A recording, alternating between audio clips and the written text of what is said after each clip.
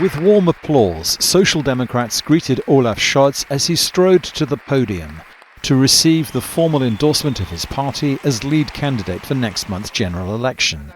His message to his party faithful was clear.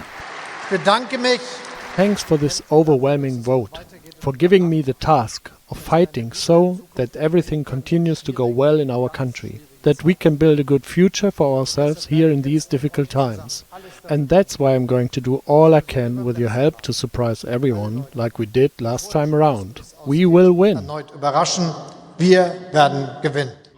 The problem for Mr. Scholz is that his party is deeply unpopular.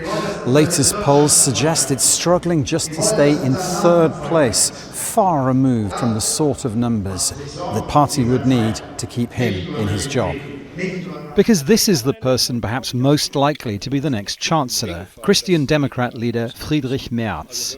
Nearly a third of voters say they plan to vote for his party. He plans tax cuts for middle and low-income families and says immigration policy over the last 4 years has challenged the system.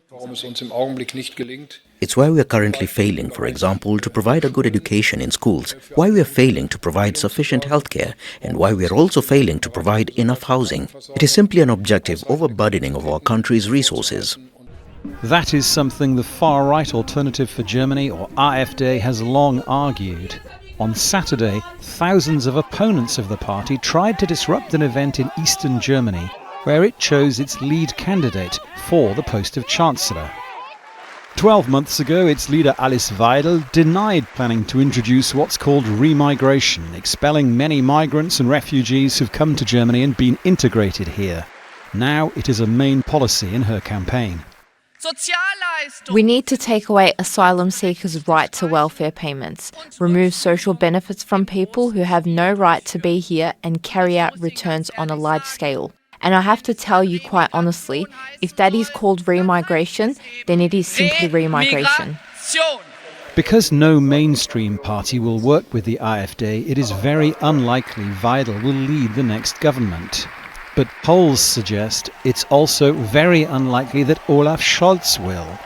Instead, his Social Democrats seem set for their worst ever defeat. Dominic, Kane, Al Jazeera, Berlin. Make sure to subscribe to our channel to get the latest news from Al Jazeera.